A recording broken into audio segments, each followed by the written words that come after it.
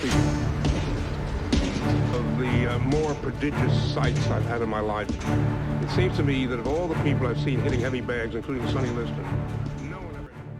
Big George Foreman, standing at a monstrous 6 feet 4 inches tall, would be the heavyweight division's most terrifying weapon and arguably the world's most powerful puncher ever. Foreman was able to leverage his size and power to demolish Titans repeatedly for a frightening 68 wins via knockout. Foreman had the ability to punish the head and body of his opponents and would slowly grind opposition to a brutal halt. Foreman had a historic career spanning 4 decades and would become the oldest heavyweight champ at 45 years old. In this video, we look at the 5 greatest victories of the Titan, George Foreman. Big George versus Jerry Cooney, a 6 feet 6 inch giant out of New York, with 2 losses to his name.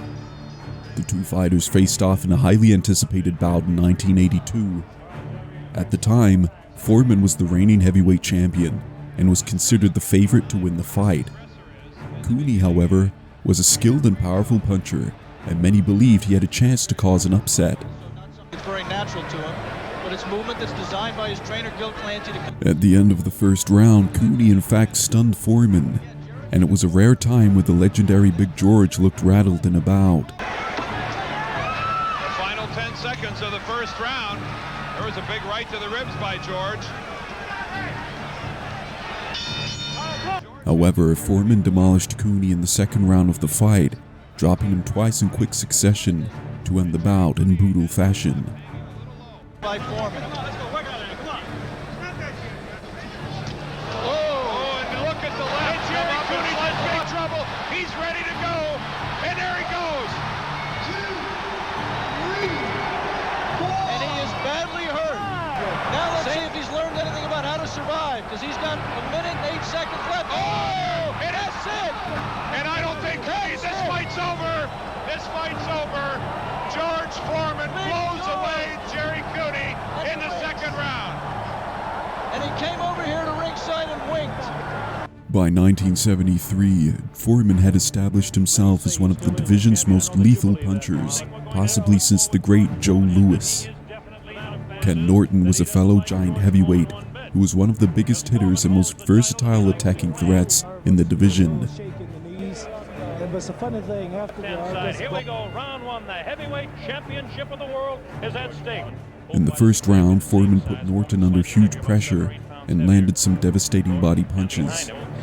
Vicious left hook goes over the head of the champion.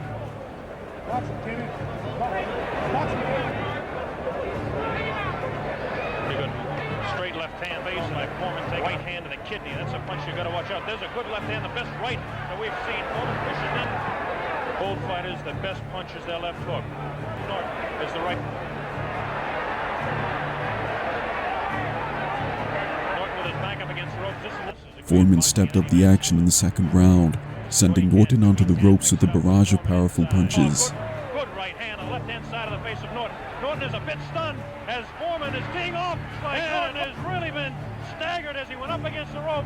The referee is giving it the count. Okay, 7, 8, and here we go as Foreman comes banging on in the second round. Norton goes down. Norton would stand up and continue, but he would be attacked again by Foreman, who would flatten Norton with another combination. I don't know if Norton can make it. It might be all over right here. Or they want to stop it. It looks like it may be all over, and it is all over. George Foreman versus Ron Lyle. This was the Ring Magazine's 1976 Fight of the Year, and the 4th round was named the 6th most exciting round in boxing history. Arguably, Ron Lyle was the only man that could go toe-to-toe and blow for blow with Big George in his prime. The fight began steadily, with Ron hurting Foreman, who was sluggish and easy to hit in the first round. George's face went back. Lyle has never been afraid of... Gil Clancy sitting right next to me for instructions. You see George in trouble. The 4th round, on the other hand, was a completely different story. Foreman was stunned by a right hand early in the round and fell to the canvas. Producer retimed the second round. In our truck, Lyle all over. Lyle has Foreman in trouble. The left, Foreman looking over here. Lyle to the neutral corner. It's mandatory 8 count. Foreman. Lyle moved in for the kill after George got up, but it was Foreman who scored a wild right and then a hook that sent Lyle flat on his back. Relatively inactive, except for that charade in Toronto against the frightful Todd. Now Foreman fighting back. Oh, Foreman is in trouble. Lyle caught him with a good left. Now George down. For a brief moment in time, the battle appeared to be over, but Lyle beat the count and rushed back in for more. A minute to go in a wild fight, just as Lyle apparently had. Lyle covering up against the rope. Lyle trying to swing back. This is an artistic. Both power punchers held their ground and continued to trade punches until Lyle struck back with a wild right that dropped Foreman on his shoulder. By a Lyle left. Foreman goes down. Foreman goes down. Everyone thought the fight was over. However, Foreman was saved by the bell. Wide open. In the 5th round, Big George pushed Ron onto the ropes and hammered him with a barrage of pounding punches, effectively ending the fight. What an incredible fight! Utterly without boxing skill.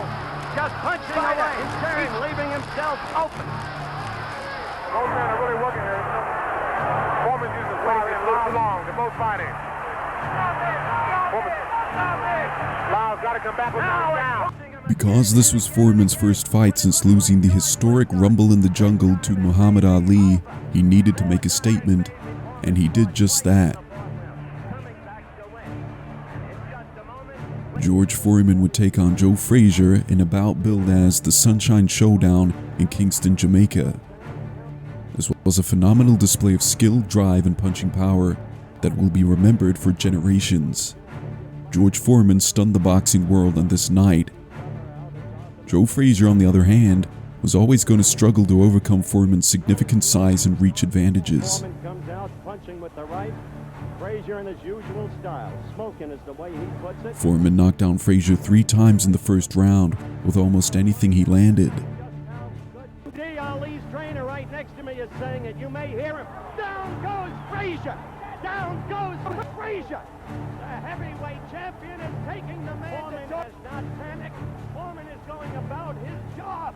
Foreman is all over Joe Frazier. He may be. No, he is rising. He is game. He doesn't know where he is. Knockdown in the first round of Joe Frazier. Down again. No saving. He's up, and so the fight continues. 3 knockdowns. In the second round, Foreman continued to hammer Frazier, knocking him down 3 more times. Frazier again. He has Frazier in the corner. Frazier's knees buckled. He is down. He's in the fight. George Foreman is doing the Joe Frazier what he did at the 19th in the Mexico City Arena. A quick left from George. Another Frazier. 5th time. 3 times in the first round. Twice in the second. McCarney checked his senses. It is target practice. Frazier is ready to go again. Joe is standing there. Finally, the referee stopped the fight after the 6th knockdown. Angelo Dundee, Muhammad Ali's famous trainer, can be heard shouting from ringside to stop the fight during the catastrophic beating. The power of Foreman was intimidating, and boxing fans suggested that Foreman might be the heavyweight champion for a long time. At the age of 45, Foreman was attempting to become the oldest heavyweight champion of all time, breaking the record held by the great Jersey Joe Walcott for over 40 years. Foreman was given the chance to fight Michael Moorer, who had defeated Evander Holyfield for the WBA, IBF, and lineal titles the previous year. At 45, Foreman knew he couldn't compete with Moorer's speed or agility. Instead, he realized that his only hope was to land something significant that would end the fight.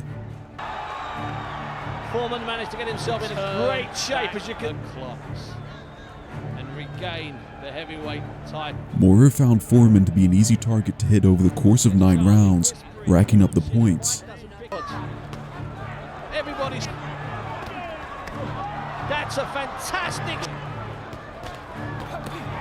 2 great shots. In the 10th round, however, Foreman delivered one of boxing's most legendary right-hand punches.